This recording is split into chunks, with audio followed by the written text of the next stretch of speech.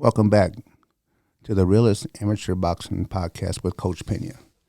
Today we have a few subjects we're going to talk about.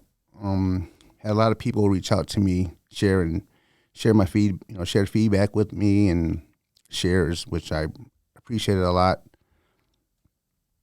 We're going to talk over some things today. I wrote a few things down on my phone we can talk about because last time I went freestyle and I was all over the place. So I'm trying to keep it better this time for you guys.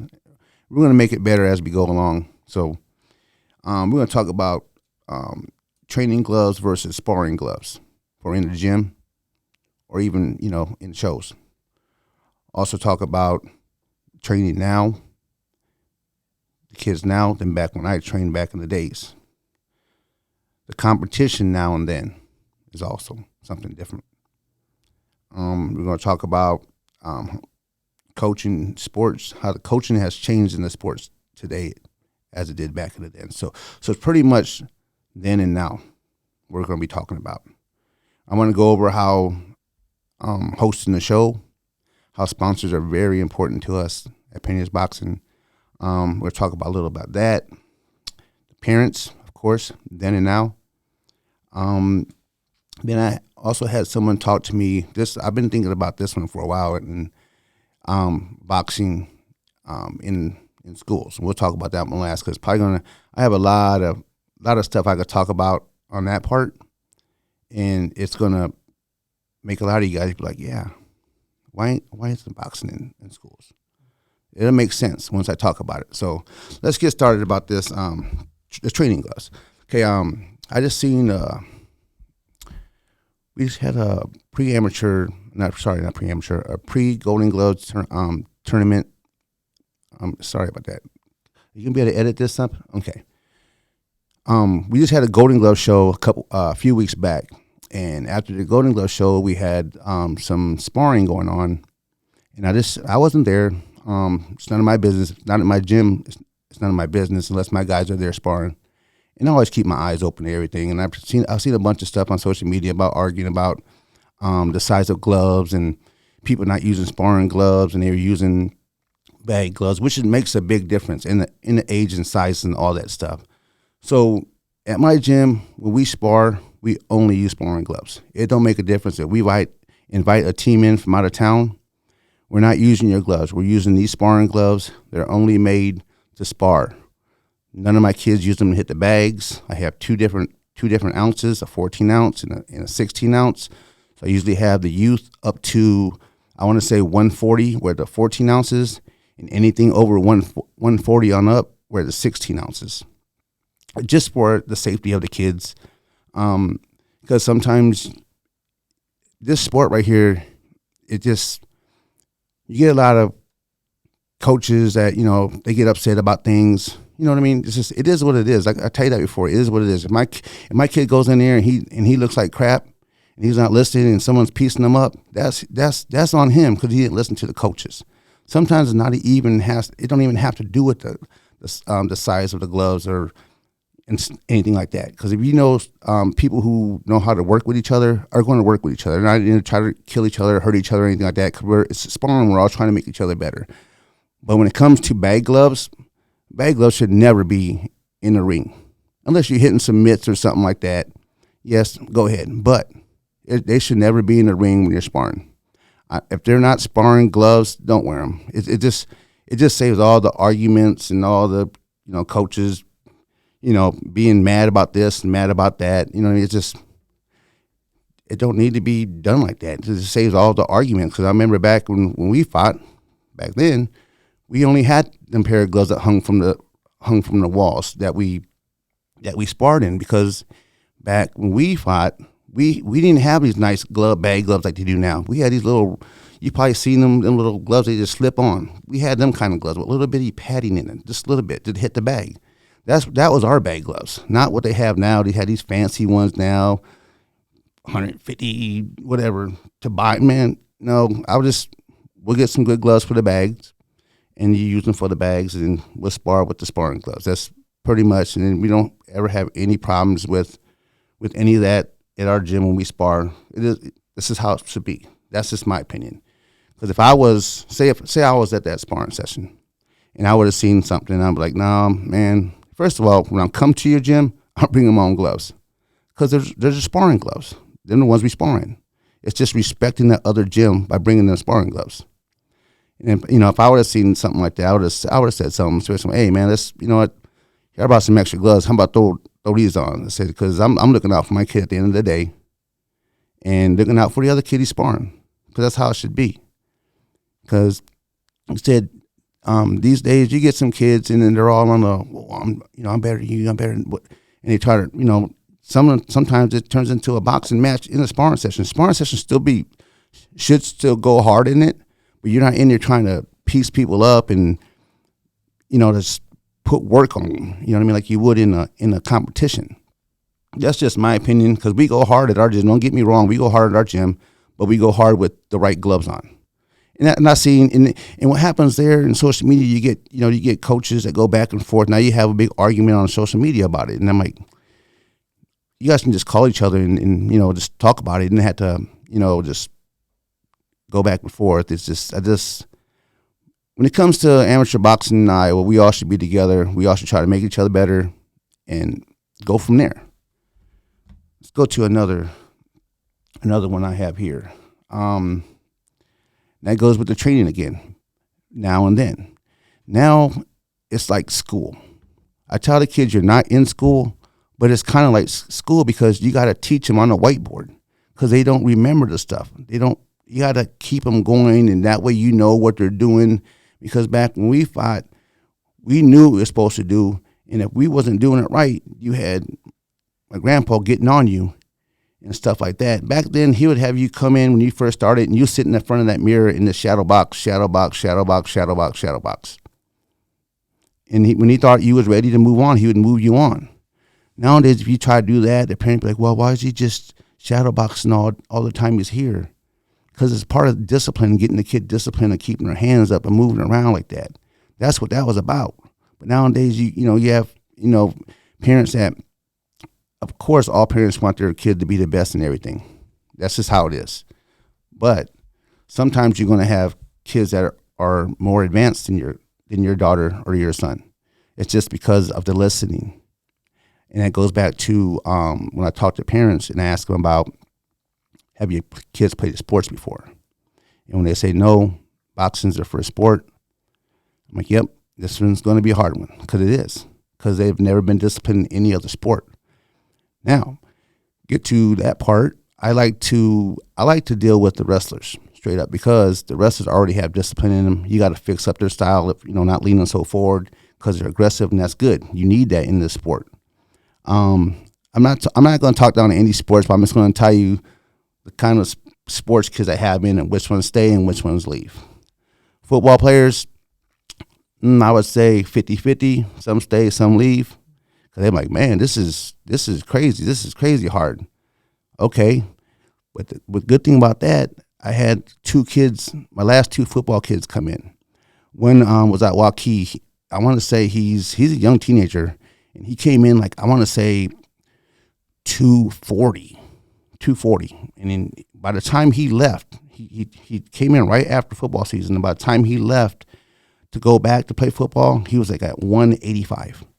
So he lost a lot of weight. And I'm pretty sure they said they changed his position because of the weight.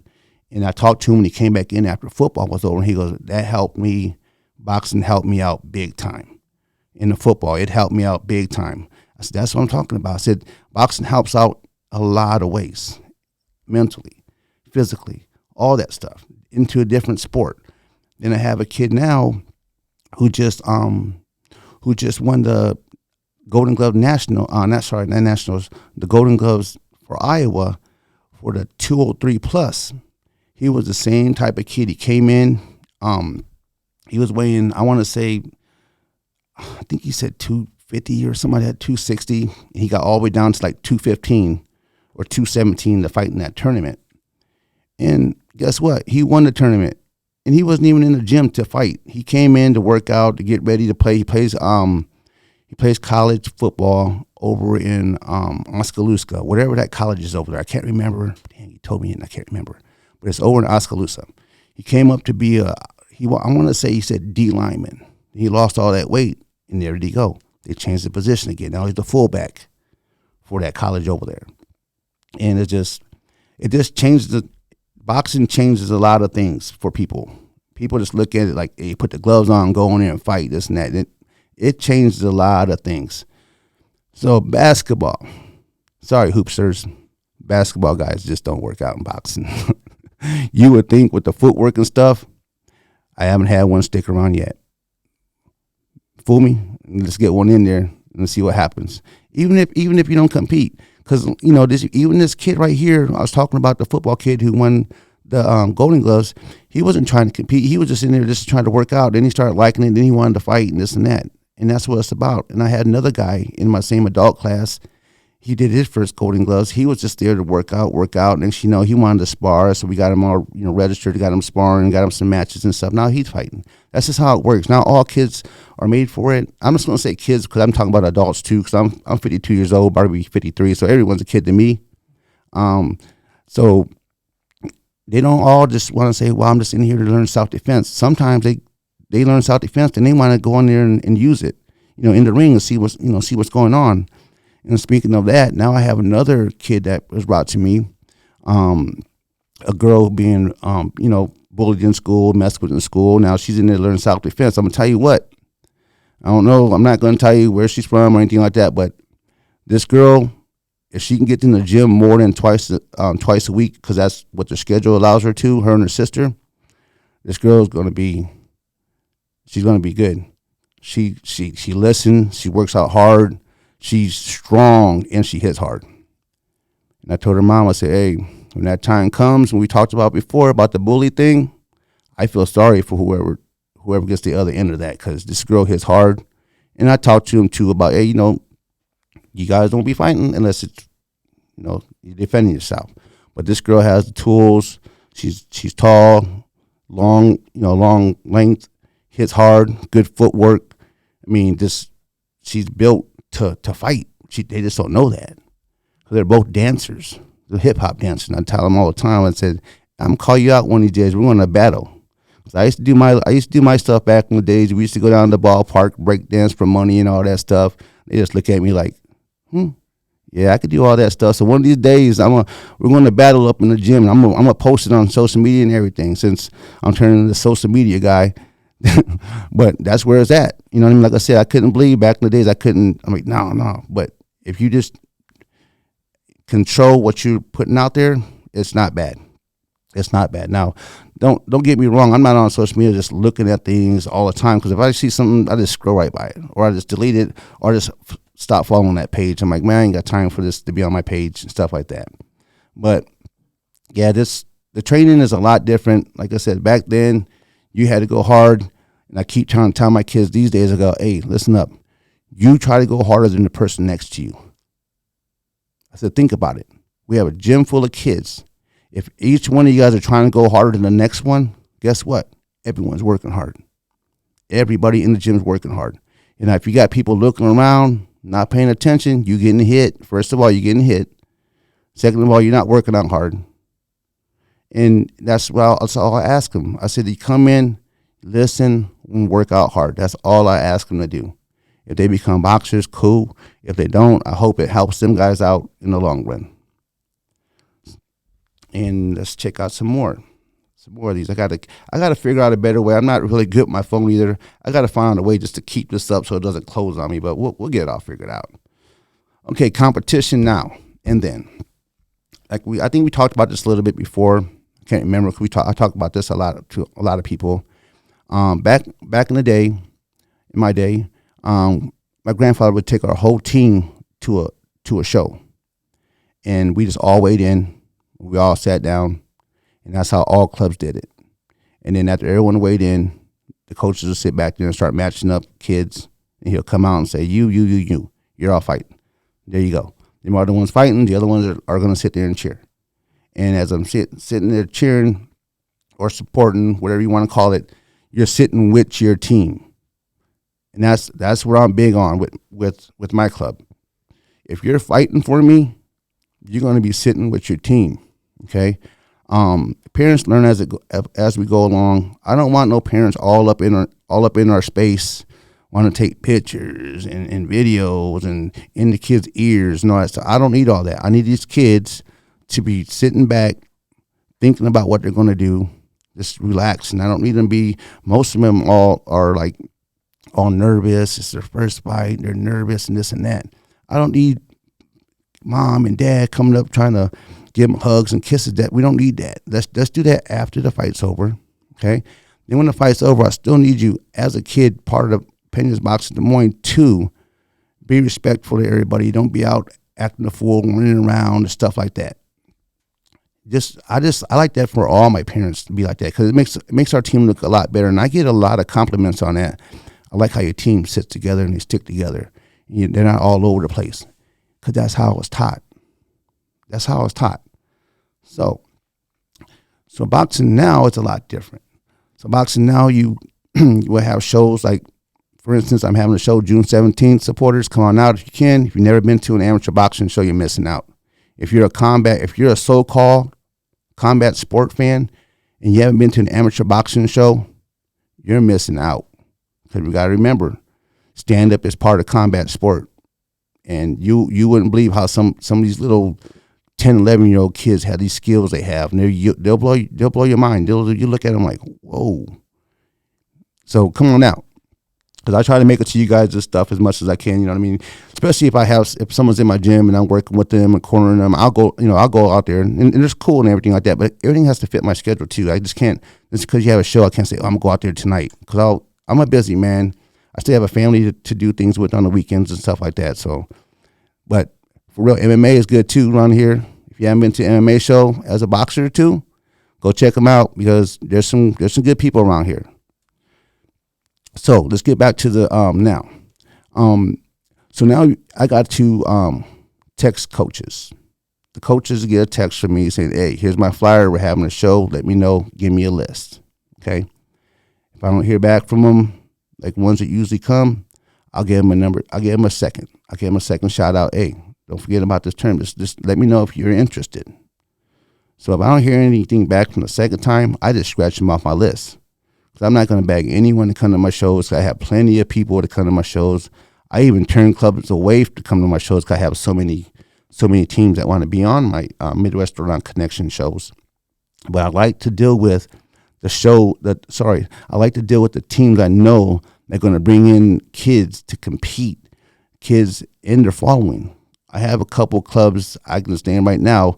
When I know when they come, even from out of town, they're bringing a group of people with them, even fans. And that's the support that boxing gets, and that's what it needs. So now you get the list, and you need their names, their full names. I like their first and last name. You need their weight, the exact weight they're supposed to be fighting at. Because you get some coaches that put a weight down. They're not even close to that weight. They come and weigh in. I'm like, hey, I thought you said there was this weight, and they're not.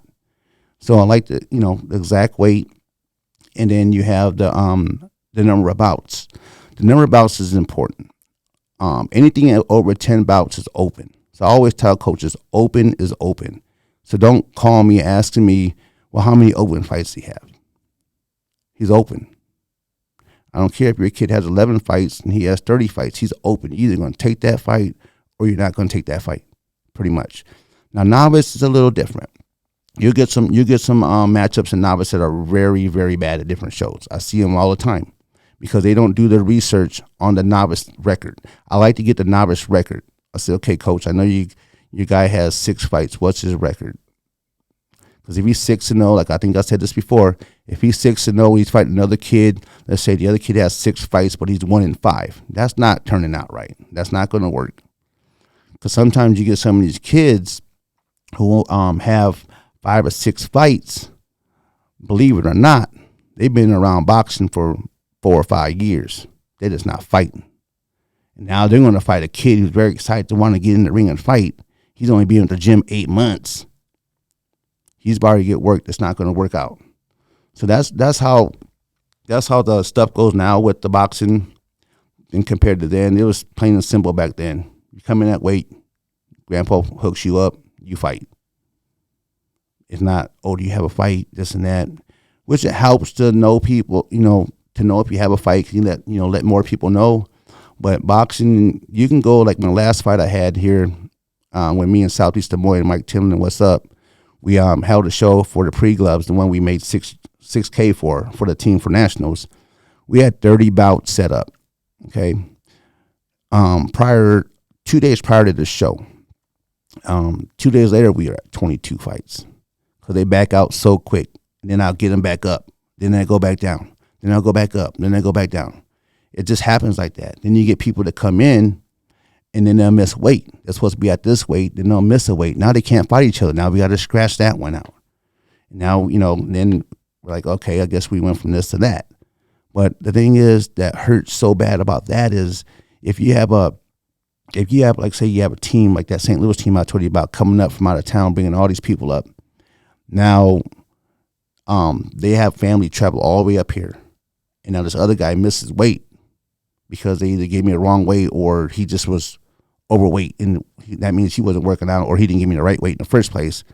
Now that team, not that team, but that family that took all their time to drive up here from St. Louis is going to miss out on their kid's fight because this other kid was overweight by 10 pounds or something like that, close to 10. That's not happening. It's just respect the person who is throwing the show. Make sure you're on weight. That's a big thing. Make sure you're on weight. You can drive even the promoter from the upper people, the pros or MMA. You can drive people crazy not being at the weight you say you're going to commit to. That's big. So on that part, it's just let's get talking about how to throw a show. Like I said, the number one way I can throw a show is through my supporters, which is my sponsors. The sponsors are big to me. I've dealt with many sponsors over the years, and I appreciate all my sponsors from the past to now to my future. I get them. I get some of the same ones, but then I get new ones all the time. But I get some now. Hit me here, hit me there when they can. They can help out when they can because I know they got stuff going on. I don't expect the sponsor to sponsor me every single time. It's just not going to happen like that. But if they do, I'm gonna take care of them. They get the nice seats up by the ring, the table seats, VIP with their names on, logos on the table. So you know what I mean. So they get walked from the front. They get walked to the tables and stuff like that. It looks like you're taking care of them because they're taking care of you. So without them guys. And these shows are hard because it can cost up to at least $1,800 to throw a show. It might not sound a lot, but I don't get into all that walkout stuff. We don't do that in amateurs. You know what I mean? It's more like for the venue, and sometimes I got to do my end on the venue just to get it to a reasonable price because a lot of these guys want so much. I'm like, man, we're not profit. All this stuff is the money we make for this show is going to go into our gym because I can't rely on gym fees all the time because the kids come and go. So I might have a good month, 1 month or 2 months, then next month they're all gone. Then we're starting all back over again. Does that make sense? So now if I have this money from these shows, I have extra money to fall back on when rent's due and electricity and all that stuff is due. I have some money to fall back on to make up for the ones who are taking off and waiting on the new ones to come in. So the sponsors are very big. What I do is I have three corners, I call them. The red corner, blue corner, white corner. The red corner is $300, and that's for 6 VIP seats, table seats. And then I put their logo on all of my social media pages, and I put the logo will be on about sheets during the day.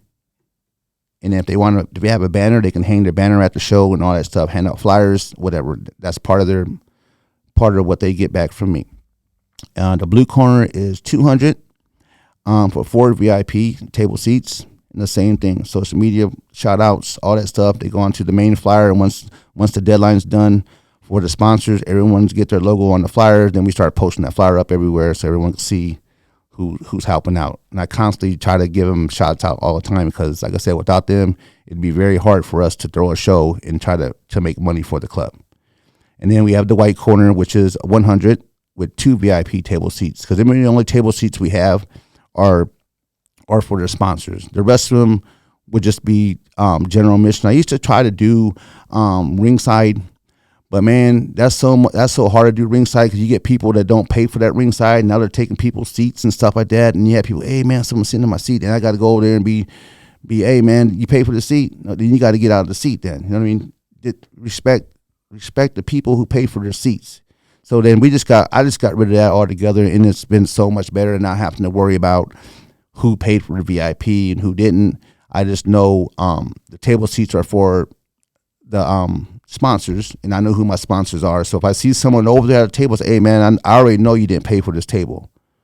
So this is what I'm gonna do. I'm gonna remove this table. Y'all can just sit in the seats, just like any general admission guy. You're not gonna have no table if you didn't pay for it, but you did pay to get in, so you can have a seat. Does that make sense to you? Okay, so that's just how it goes. Now if I want to throw some extra tables in there, just because, because I'll get some people who say, hey coach, can I get, I'm not a sponsor, but I'll pay for a good seat for a table. And maybe every now and then I'll throw a couple extra tables. Hey, I got some table seats for sale, and charge them.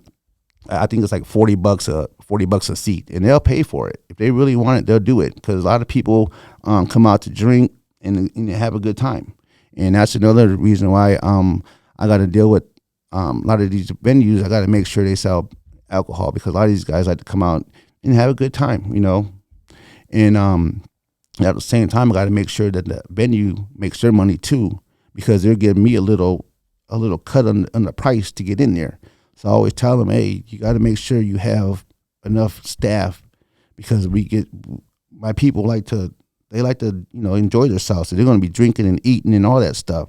So just make sure you can take care of them, because the worst thing you're going to have is a line full of people waiting at concession stand when you got people fighting. They're looking at their family and friends. Their families. No, sorry, some friends are fighting, and they're sitting there in line trying to look and watch their fight, because they don't want to get out of line because they're either hungry or thirsty. I understand that's going to happen during intermission, but if that's happening throughout the whole fight, that means you're understaffed. And if you need staff, let me know, and we'll set it up, because like I said, I have that team, and I'm sure if I needed someone to help, they will, because my team was very helpful. The event team, very, very helpful. So let's go on to this next one real quick. Let me open this back up again. Someone's going to help me with this one of these days. We go to the appearance then and now again. Like I said, back then, you really didn't have too many parents at the shows or at the gyms, because they just didn't come. They were just, like I said, most of these kids back then just walked into the gym, and it was just different than now. Just put it that way. They didn't have no. I don't remember having any parents stick around the gym, because it just wasn't what my grandfather did. He wanted to be, he was the coach. He said everything. Nowadays, I don't mind parents being in the gym, but just know your boundaries. Know you're not the coach. Let the coach discipline your kids. The one thing I don't need is a bunch of parents saying on their kids, get your hands up, move around, get your hands. You don't need to be doing that. Leave that up to the coaches. Can us coaches tell them every single time to do it? Yes, but we don't want to tell them every single time. I want to get it to a point where I know is, get your hands up. And the ones who know I'm talking to them, they'll put their hands up. That's where I try to get at. I don't need parents sitting there telling them over and over and over. Now they're looking over at their parents. I don't need that. I need them looking in the mirror, paying attention to what's going on, because I tell them that mirror will never lie to you.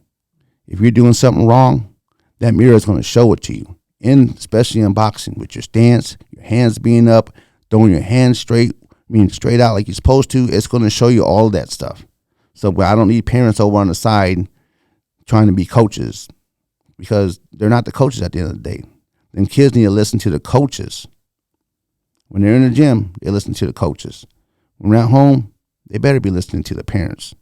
Like I said before, we don't need all that, kids acting wild at home. They shouldn't be. That's just how we are today than now. You know how it goes. Like we talked about that last time. But it's just like, I want them kids to want to come to the gym. The last thing I need is a kid coming to the gym all pissed off because the parents got them all mad because the parents want them to be in the gym and the kids don't want to come that day. And now I can tell what's going on right when they walk in the door. If they have a little attitude or whatever, I can tell.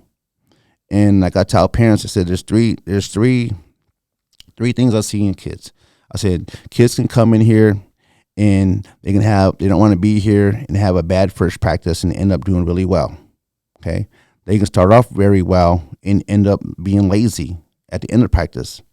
Or they can come in and have a great practice from bell one to the end of the bell. And they're the ones I want to come in and do that. Even if they're not as good as the other kids, at least they're trying. And as long as I can sit back in 2 weeks from now and see a little improvement, then we're doing our job as coaches. And I have a very good coaching staff right now. Actually, I just made a post on social media the other day about Coach Jack Hernandez. He's an old school, say OG, like I said last time, an old school coach from Davenport Boxing Club, Peñas DBC back in Davenport. He used to help my grandfather. He worked with me when I was a teen. He's back and forth between Davenport and Des Moines. So now I just talked to him a couple of weeks ago and asked him if he wanted to come and help. And he's been there when he's in town. He comes and help, and it's been a big help to me because he shows up, before all the other kids get there. And now instead of me, making sure they're getting ready and stuff like that, there's another voice in there. But now we had these kids coming in already ready before I had to keep wrapping hands and doing this. I'm not doing this every day. You guys are going to figure out how to wrap your hands. And then when you get in here, you come and show me your hands. Then there's a little correcting to do. I'll correct it real quick. Other than that, we'll get you right, showing you how to do it. That way you come here ready so you don't have to get ready. Just like I always said, we try to stay ready so you don't have to get ready. And that helps me out so much because so when I'm sitting here trying to wrap all these hands and have these coaches asking me this, not coaches, parents ask me this, or we have a new parent coming in, because I'll be with you in a second. I got to get this guy ready, and then I got to get them ready. It's just it's a pain. But now they're starting to learn that all the kids are coming in ready. Their hands are wrapped. I said there's many ways to wrap a hand. I said if you need to, go to YouTube. There's many ways of wrapping the hands. Just follow there. I said my main thing is to make that X right by your wrist, and make sure you tighten it at the end. Don't tighten it too tight. You got to keep your hands spread out like this. And most of you guys know what I'm talking about. They get to doing this, then it caused my hands sleeping. Or did you have your fingers like that when you wrap your hands? Nope. I said then that's why your hands sleeping. You're supposed to keep them open the whole time. It makes it easier for everything. But yeah, just the parenting, they help out a lot. It's good, especially when you go out of town. It's fun. I always say this: road trips are fun to me. We're having a good old time all the way up until we fight. Everything gets serious. Then we get back on the road and we start messing around again. I'm gonna start maybe start posting some of this funny stuff we do in the car and stuff. But you guys will start like, man, these guys they don't take everything serious all the time. They have fun too, and it's fun having fun. It is, but at the same time, I gotta make sure it's that time to have fun, than to sit there and be a pushover, and then that's never going to happen. But like I said, that social media dance off is going to happen, young ladies. So I sure hope whoever's teaching this hip hop dancing know what they're doing, because I got some moves. Everyone knows it. And then Bella tried to say, hey, you need to spit a freestyle. If anyone knows me from back in the day, they know we sit on that stoop and sit there and freestyle and beatbox and all that stuff. I can still do that if I need to. I just don't do it anymore because I'm not that young cat anymore. I'm an old guy. But parent, they help out a lot. Like I said, most of these kids these days, they have a mom and a dad who come in the gym, which is awesome, because not everyone does have that. And it just means a lot when you see both of them involved. You know what I mean? I understand some have to work. Like yesterday I had a dad drop the kids off, and he had to leave. And I'm like, hey, he could have stuck around. I just met him for the first time, and he had to leave because he had something else he had to do. And then they send the grandma back to pick him up. Hey, that's cool because they're communicating with each other. They didn't say, well, we didn't come to practice because we didn't have a ride. They made it happen. The ride picked drop them off, ride to pick them up. And that means that's dedication right there, because I get some kids that come in and say, hey, man, where were you at? Well, I didn't have a ride. Okay, and then I'll just leave it at that. I pay attention to everything what's going on. I even had a parent who's been with me for a little while tell his kid, if you don't think coach ain't paying attention what's going on, because you're full of the S word. So we told him, because he knows that I pay attention to everything. I tell him, I said, I can be right here. Just because I'm not looking at you, I can see what's going on over there. I can see what's going on over there. I said, when I have my back turned to you and I know there's 3 or 4 guys hitting the bag and I don't hear them bags popping, I know you guys aren't working, so I can yell out as I'm talking to somebody like I'm talking to you right here. I can yell, get busy on the bag, because I don't hear any bags being hit. I tell them, I said, just because I'm not watching you, I know what's going on. I said, just because I'm not back by the bags, I know how it should be. I should be hearing stuff popping off. And if I'm not hearing it, then you guys aren't doing it. You guys aren't going hard enough. Something's not right. So fix that. But other than that, just as long as the parents let us coaches coach, and they be parents. I have this one thing that says boxers box, coaches coach, and parents just be parents. Let us deal with your kid. Let us deal with your kid, because the worst, like I said, the worst thing we can do is have a parent telling a kid something else, and now they're messing up the progress of that kid, because we treat every kid differently, because every kid needs something different told to them. So we're trying to work on one thing. We're trying to make them get that thing down right before we tell them something else. And that goes back to what I told you before on our last podcast. And why should I tell you something when you don't even got the other one down? Because you start telling them too much, then they're going to be all over the place. And we don't want that. Beginners, novices for a reason, and then once you get open, you start learning things, more and more things. Like I said, I have a few open people in my gym, and I haven't really even got deep down inside the bag of tricks, I might as well say, that I've learned over the years by watching my grandfather coach. I haven't even tried to even show him that kind of stuff yet. Now, don't tell me, I'm not saying I'd ever mention something from here or there, because I do mention something from here or there. Then I'll see it, like when they're sparring, then I'll see it happening. Then I'm like, okay, let me be quiet for about a minute or two, maybe a whole round. Then they get away from what I just told them that was working, and they go back to doing what they're doing. I'm like, okay, I just told that fool. Something that was working, and he got away from it. So it's up to him to continue doing what's working. And if it doesn't work, you go somewhere else and come back to what was just working, like last round. Because it's going to be there. Because if someone's getting caught by something, they're not gonna change that by the end of that fight. It's just not going to happen. Not a long fight like the pro fights. Yeah, you got a lot of rounds to figure things out. But like I said, in this amateur, when there's only a minute and a half, 2-minute rounds, which a lot of them are, you don't have time. So you just in there, you try to do what you do. You remember what you're doing in the gym, stuff like that, but just go a lot harder. And other than that, yeah, parents are a big help. Like I said, without the parents, these 7.5, 8-year-olds to the 15-year-olds, they can't get to the gym. How are they going to get to the gym? A lot of them guys, a lot of my people from Des Moines, I remember this is funny. I'm going to say this because Pena Boxing Des Moines, when I first was going to name it, I was going to name it Pena's 515 Boxing. I said, nah, not everyone's, let's just put Pena's Boxing Des Moines. But guess what? I got people from all over the 515 coming to my gym, so it probably was the best if I would have called it Pena's 515 Boxing, because I have kids from, let's go over like who's been through the gym the last year or so. We have them from Waukee, Ankeny, Altoona, Carlisle, Norwalk, West Des Moines, Urbandale. They're from all over the place. And I'm pretty sure mostly all of them are still 515s if I remember correctly. I may be wrong, but they're from all over the place. They're not just from the south side where I'm at. I'm over by Lincoln High School next to Taco John's, if you need to know. We're looking to get out of there because we're outgrown that place a long time ago, but I'm just waiting on this lease to pop, to finish up, and then we're definitely going to get something bigger.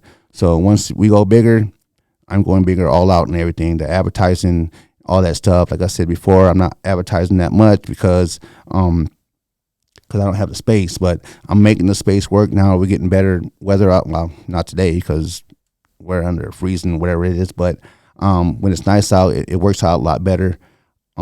But yeah, we're going to get that going because with more space, we can do more things. Because right now we're just very limited in things we can do because we get so crowded in there. We really can't do a lot of the footwork movement what we need to do to get better.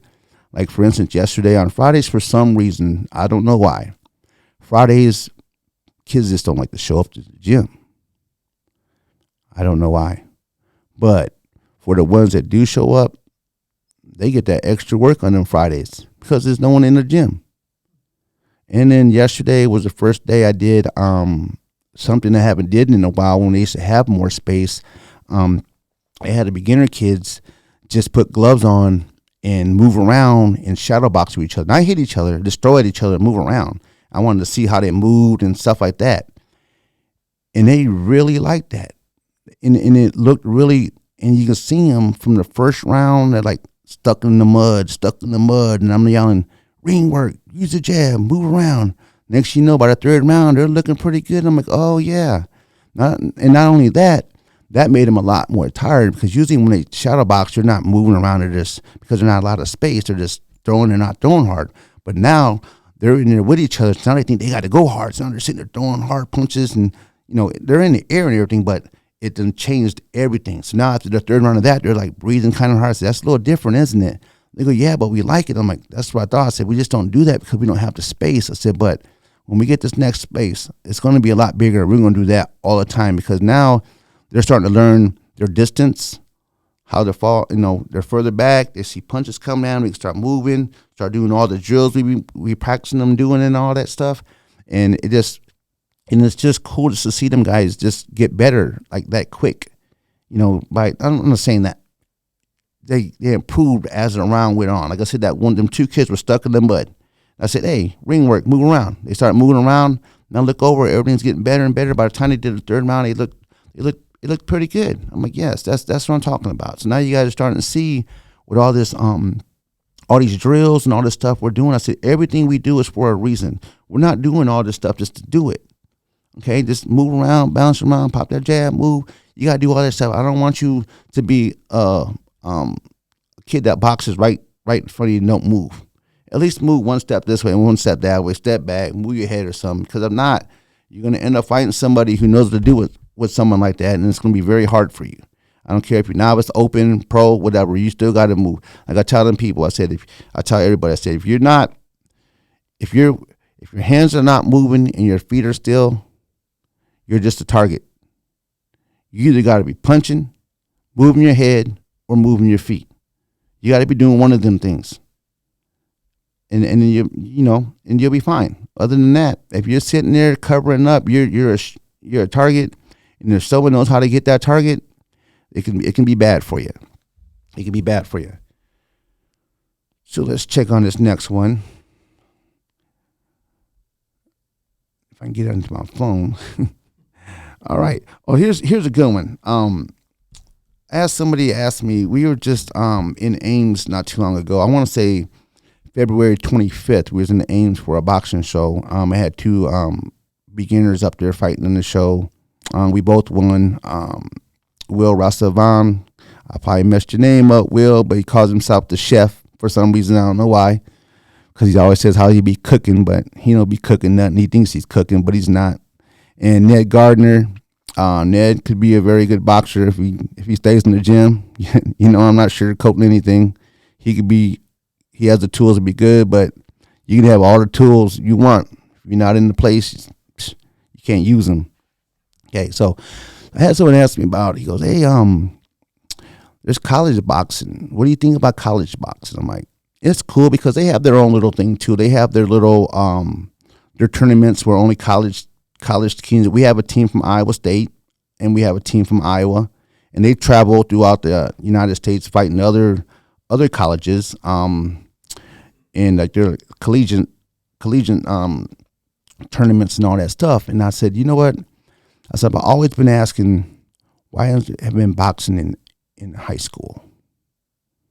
I said, boxing is an Olympic sport. So is wrestling. People look at me like, Yeah, I said, you know how I said we been trying to tell people for the longest time boxing can keep people off the streets if it's brought to them correctly. Like my grandfather brought them to a lot of kids. You know how many kids my grandfather would have put to college if they would have had college back, they would have had college, then kids do high school and then go to college in boxing. That's a life changer. That's a life changer. But them kids are not given the opportunity to get their lives changed. That boxing can change a lot of lives. Give them that opportunity in schools. You don't got to start off in elementary, middle school. Okay, how about this? This is one thing I talked to my son about. My son, at first when he graduated from UNI, he was a tracker. A tracker was when you get a bad kid, you follow them up, go to their homes and this and that, and you follow them around, figuring out if they're staying out of trouble and stuff like that. Now he's not doing that anymore. He's working for the courthouse. He's still dealing with the youth, but pretty sure he's going to like court with them and stuff like that, to oversee stuff through that way. We talked about it one time, talking about sitting down with the district and talk about how boxing can help out. He can help on that end because he has a lot of the district kids that he looks over, in the boxing. And I said, man, there's all these clubs around here are nonprofit. We do a lot of stuff just to keep our clubs running. I said, I know a lot of coaches around here. If we would put a coach in every high school, like Lincoln, East, Roosevelt, North, and Hoover, man, that could be a life changer. That could be a life changer big time. Because now you have elementary kids and middle school kids, and you can start seeing how them kids are. Like, I'm not saying for all kids, like start off with the bad kids, the ones who need the guidance, that kind of stuff. Now you start bringing these kids, feeding these kids through your schools. Like, okay, all these kids are going to go to Lincoln, so they're going to go to the Lincoln gym. All these kids are going to go to Roosevelt, so they're going to go to Roosevelt. Like boundaries, like they have boundaries for schools and stuff. That kind of stuff. Not only would it help that way, now us as coaches, we have the district backing us up with the funds and stuff like that, giving us a place to train and all that stuff. And we're trying to take care of their kids to keep them kids in school and better them guys. And now it's still competition, but you can still, and then it gets going back to what I said about now, we can build things like, okay, say some of these kids have, they need homework or stuff like that. We can have someone stay, because there's programs they have, after school programs. This could be another after school program, you know what I mean, for the kids. But they gotta get back with good grades. Now, if you don't have good grades, then you can't do it. So if they really want to do it, they're gonna start doing better in school. Now they can start working out, competing, this and that. They still got to do good outside of school. Definitely can't be fighting in school. And you have more, you can keep an eye on them more. Now, I'm not saying controlling them, but you can help them in many more ways. If boxing was part of sports in high school, that would be amazing. It would be amazing for the kids that, like I said, I'm still waiting on that kid to walk through my door who used to be one of us back in the day, because I haven't seen that one yet. Okay, don't tell me. There's been many that walked in and watched it, asked questions about it, what the fee is, this and that. And I tell them, they go, we'll be right back. We'll be back next week. You ain't coming back, because either one, they've seen how hard boxing was, or number two, they don't have the money to be there. So, like I said, I wish I can have a free gym. I wish I could be that person. I wish that was my job. I wish I can. My dream is run a community center. Well, boxing, we're all kinds of different sports things. I coach a lot of different things, and just try to help out the youth so much. Try to help them out as much as I could. That's my dream. So if anyone wins the lottery, go ahead and buy me a building, and I'll help you. I'll get your coaches. I'll get your whatever. But it's just boxing can help a lot. Like I said, but you have to want it to help you. That's why as this coach, I'm taking it way more serious as a coach than I did as when I was a boxer. But I shouldn't have did that. I should have been, like I said, my uncle in that gym all the time, out of town all the time fighting, and then who knows what would have happened, where I'd been. I'm good right now. I love my life right now. A wonderful family, very supportive wife, a lot of people that support me. And that's more than I had in 2001 when I came up here. I'll give you that right now. When I came up here in 2001, I'm not going to lie to you, I had a bedroom set I had just bought. I had a sock with some money in it and some bad credit. Not going to lie to you. My wife helped me with a lot of stuff when we were just not even married yet. She helped me learn the ways of getting better credit because I didn't care about any of that stuff. I didn't have no bank account back then. I just had money. So she taught me a lot. I came a long ways. Now, the choice of job, yeah, I could have done better with a better background. That comes back to the choices I made. You know what I mean? Didn't go to college, just made some bad choices here or there. Got with the job I am now. They had great benefits. So at that time, like I told you, I was going through divorce. So I wanted to make sure I had them benefits for them kids, for my kids. So I'm doing my end at giving some benefits. So the health and benefits, eyes, braces, all that stuff. And I just kept sticking around the same job. I'm still where I'm at now because I kept hearing that, hey, you keep working hard, you can go up. Just haven't happened yet. But I still have them. The great, insurance. It pays for everything up to 26 years old. Once they're on 26, they're on their own. But by the time most of my other kids were 26, they already had their jobs and stuff, so they're good now. So that's only going for my two younger ones. Which Mason, who is 20, I'm sure at his job he probably has insurance now. I'm pretty sure. And my daughter has insurance as well from her special. She's a special needs kid, so she gets help through that way. But she's just double covered. Let's put it that way. So that's very important.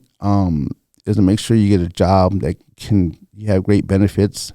Because everyone gets sick. And I try to push that off to people who are kind of coming up in the same way I did. And they're out just jumping from job to job. And I'm like, hey, dude, does they have insurance or benefits? No, I'm like, man, you need to find one of them. Okay, find one of them. Now, if you want a part-time job that don't have that, hey, keep getting that money. But you got to get that in. You got to get them in that benefits because that helps out a lot. Other than that, I appreciate everybody who's been listening to the podcast or watching it. It's just when Abner reached out to me, there's no way I could have turned it down. I was waiting. I was waiting for him to reach back out to me because, like I said, I used to do a podcast. I did one. It was called Midwest Amateur Connection, or I can't remember what it was years ago, right before COVID. And I kept hearing that dang alarm, that fire alarm, beep, beep. Like, man, where's that alarm at? And the place they put that thing at, man, I wouldn't even try to change that because he would have fell on the flight of steps and all that stuff. So I kept saying, yeah, I'm gonna do it. I'm gonna do it my own. I'm doing my own. And then Abner, got his stuff going, and then he started.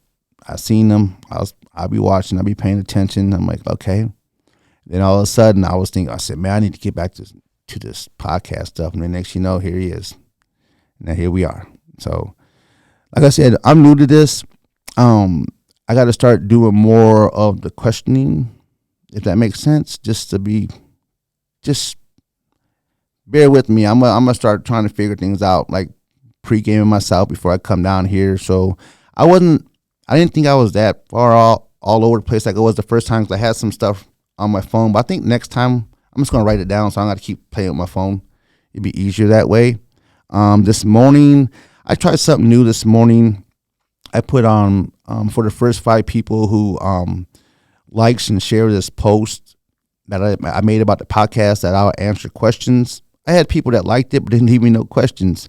So next time before I do this, I'll probably do it like a day before, so I have some questions. I'm gonna call it the white corner, because as we all know in boxing, when someone gets an A count, the guy gets go put it in the white corner, go sits in the white corner. So it'd be like them guys sitting in the white corner with me and they're asking me questions pretty much. I think that'd be pretty cool. I always try to keep things boxing related, like my sponsors, red corner, blue corner, white corner. So we're gonna call this the white corner. With Coach Pena, the first 5 still I'm gonna take that ask questions for my next podcast. I'll have them questions, or I might even have more. I might even just, what I could do too also, I could just do a whole podcast with just answering questions from the fans, because I'm getting a lot of people who share these, and it's kind of crazy because I get people from all over the country that I know that are reaching out to me either through a text message or Instagram message or Facebook message saying, hey man, keep doing what you're doing. You're doing a good job, this and that. And I'm like, dang, that means a lot to me. I'm not doing this just, like I said this before, I'm not doing this boxing to make a name for myself, because my name has already been out there for many, many years. I'm just part of that family, So it means a lot when I get good feedback. And like I said, I'll take the negative feedback too, because I'm sure there's some out there. But go ahead and, I'll take it like a man. Give me some negative feedback if you have some feedback, and then I'll give you my thoughts about what you're giving. So that's just how I do everything. But other than that, it's just, I like the setup down here. It's cool. I'm gonna keep doing some, because they're giving me more of me. I can do what I want to do, which is cool, because I'm gonna start bringing some guests in. I'm gonna bring in some coaches. I'm gonna give a shout out to all my coaches. Okay. We have Coach Kiko, Coach Bruce, Coach Jack. I have an old school coach named Danny Sheffield, who comes in the winter time, so he works in the summer times. Really good guy. I'm gonna shout him out too, because he's helped work with some of my kids. And then Coach Tony Luna. Man, we miss you at the gym, man. I know jobs change people, and you got different things going on. We miss you at the gym for sure. So my coaches are Kiko Rivera, Bruce Miller, Jack Hernandez, old school DBC, and then Tony Luna and Danny Sheffield. They've already been my coaches so far here at the gym. Any of you guys out there, I put a post out a couple months back. If you're a boxing fan, or if you boxed before, you want to look into getting the coach, man, I'll take all the coaches I can get. But the thing is, we're all in the same boat. We're all in the same boat at the end of the day, and it's just like the parents and the coaches. I can't have parents telling kids different things than the coaches, and you definitely can't have 2 coaches telling the kids 2 different things, because that's not going to work. You'd be like, why? And you ask them, well, this coach told me this. No, we can't have that. So we got to be on the same page. Like I said, in the middle. I'm saying I've never ever said, I'm the head coach. I'm the coach. I run the club. We're all coaches. You guys seen it before. I've let other coaches do the cornering for the fights. But then I had parents like, hey, just to be honest, we want you in the corner with our kid, because we just, we'd like you in the corner. Not no shout out, not nothing against the other coaches. It's just that they just, since I'm the one running things, they want me in there with their kid. Not saying my coaches aren't telling them the right things, because I know they're telling them the right things. Because you don't think I'm asking them what they're saying to them after their fights? Most of the time, it's not the kids listening. That's what get them beat. They're not listening.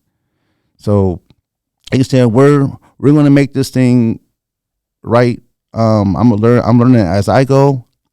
Like I said, maybe next time I'll bring in some questions from the white corner fans, and bring maybe a coach or a boxer in, just to let you know, talk to the boxer and let him know how boxing impacted his life and stuff like that. And then we're going to be the ones who've been with me for a little bit. They're not going to be just a new kid, because that new kid might not even be there next week. Like that kid I was telling you about in my last podcast about my school. He ain't been to the gym since then. But he still respects me when he sees me. I still ask about him because I'm already caring because he goes to my school, so I'm caring about what's going on. Just waiting for baseball to get over with, and hopefully he comes back because, like I said, a lot of kids play different sports and they're not in the gym all the time like they should be, but they play other sports. I understand that. That's just how it is these days. Now, do I have kids try to go play other sports and notice that it's messing with their boxing, and they just say, no, I'm just want to box? Yeah, I've had that happen. Cesar Rivera. You heard that name before, right? He tried playing basketball. He's like, no, I'm a boxer. So he stopped playing basketball. Came to box. That's what I'm talking about. People, I don't have no favoritism. You got to earn. You got to earn everything. Like I said, you got to earn everything. Nothing can be given to you. I can give you this. I can give you that. And like my coaches, make them earn it. Make them earn it. You can be doing something one week and they won't show up for another week, or they might not even come back at all. Now you wasted 20 minutes. You wasted 20 minutes of your time when you could have been helping someone else. So we're going to make this good. I can't wait to keep going. I've already had people reach out to me. Hey, coach, man, can I be on the podcast with you, man? This and that. Now that I know, yeah, we're going to make this happen. So, I shout out to, it's called Amplified, right? So, okay, Amplified, they've been hooking me up. The cover, man, I'm keeping that cover for, it's going to be on there for a while. And a lot of you guys that follow me, you see me change my cover, and that's just respect to my dog we had to put away on Wednesday. But that will be back. Believe me, we'll put that cover right back up there. So like I said, some of these guys out here, a lot of people, it's okay to be emotional, for real. It's men out there trying to be, you get some men out there trying to be too manly, but they're not even, they can be a father or dad, whatever. You still can have emotions, just when you have things that mean so much to you and they're gone, then you can be emotional, and stop trying to be that Mr. Tough guy. I've never tried to act tough. Never. People like, well, you always mad. I'm not mad, man. That's just me. That's just how I am. It's just, if something makes me happy, then I'll be smiling. If not, then I'm just going to be me. So that's just how it is. So that's going to be back up. Give me a few more days. I gotta let that sit on my profile for a little bit longer. But yeah, so let's keep this coming with questions. I even take questions like, let's make this next podcast I do. I want to do it an all question podcast. That way I can help reach out to most of you guys out there. If you have questions about this and that, make it don't even have to be about boxing. It's going to be about life general. Then I could turn it into the boxing part of it. If that makes sense to you guys. We can do that too. Maybe I might bring one guest in too, do one guest for a half hour and then do the other half hour on questions, which is pretty cool, I think. But like I said, my next show is June 17th at Hop-A-Lot in West Des Moines, across from Valley West Mall. We should have about 25 fights. A lot of local kids, I'm hoping. A lot of local kids are going to be on that show. We're taking sponsors for probably I would probably say the next month to the end of May. We'll be taking sponsors. Like I said, the more sponsors we get, the better the show, the better the reward the kids we get and stuff like that to win. Because that's funny that I said that, because when I got back into boxing, my first show I went to, I seen them give a trophy to the winner and the loser. And I'm like, well, what the hell is this? I'm not going to lie to you, that's exactly what I said. I'm like, what the hell? I'm like, oh, hell no. I said, because back when we fought, you lost. You better work out harder and get that win. And back then, we fought for little bitty trophies. You guys know Them trophies are about this tall. Now the things are about this big, and they're fighting for belts at shows and stuff. The belts are for nationals, champions, and we used to fight for little bitty medals about that big. You just pin them on your shirts. That's what we fought for. I said, no, we're not doing that. So if someone wants to win, they better go out there and work hard and win. And if not, they work out harder next time, and they'll get themselves a trophy. That's just how I did it. Like when I got back, people asked me, why where's trophy for the loser? I'm like, for what? He lost. Straight up. I didn't get nothing when I lost. I gotta learn the experience to work out harder so I wouldn't lose again. That goes back to where we're at now. I don't want to get too deep back into that because I don't know if I hurt anyone's feelings at the school or whatever, but that's just straight up how I feel about things. I think boxing can help schools out tremendously if you had the right people in them schools. I'm not saying there's wrong people. I'm talking about coaches-wise, like boxing. I'm talking about boxing now. I'm not talking about people running the schools, because you got some coaches out there that have a lot of knowledge of what's going on. Like me. I just didn't go to school, but I've been through a lot of stuff that people don't even know about. You know what I mean? I've done some stuff my mother don't even know I've done. That's just how it is. That's just how it goes, especially back in the day.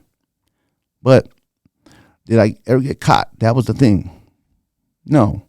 But I don't want people out there doing dumb things. That's why this coaching thing means so much to me, because I want to pass on a legacy that was built. You know what I mean? My grandfather's legacy.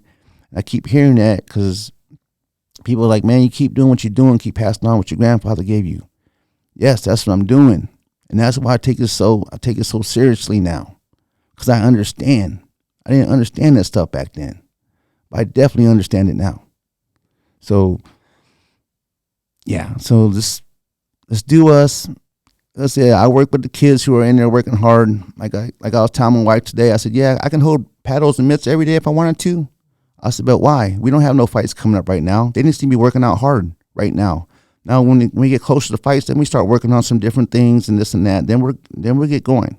But other than that, I don't need to be in there every day holding pads, holding mitts. I don't need to be doing all that every day. I got other stuff to be learning, especially when you have all these kids in the gym.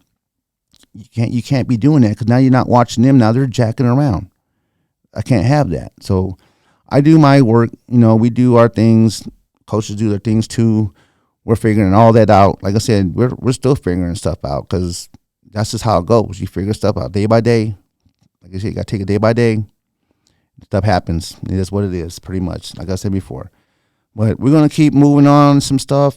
I'm just going to keep trying to push myself to become better like I did as a coach. I keep trying to be a better coach more and more. And I always have a reason of why I do things as I coach. A lot of people might be sitting back, wow, he's not working with my kid. There's a reason why. There's always a reason why. I believe that. If you want to know the reason, just ask me. I'll let you know. What that podcast is called? The Realest. I'll keep it real. Right, Gilbert? Gilbert tells me all the time, man, you a real dude, man. You're the realest. That's why I said, when I mentioned something before, I said, I don't know, but it's not about being like I'm trying to be cocky or anything, because I'm not. I just keep it real, man, because that's how I was brought up. Everyone kept things real. Sorry about that. You got to keep it real, man. Don't fake the funk. They used to say it back in the days. You can't fake the funk, because someone's going to find out. Someone's going to find out. So if you heard anything come from me, it's the truth. It's real. I'm not going to sugarcoat anything. I'm not trying to say I'm the toughest dude in the world. I have emotions just like everyone else should. If you don't have emotions, man, there's something wrong with you. I'm sorry to tell you. If you don't have emotions about something at one time or another, even if you're by yourself, there's something wrong with you.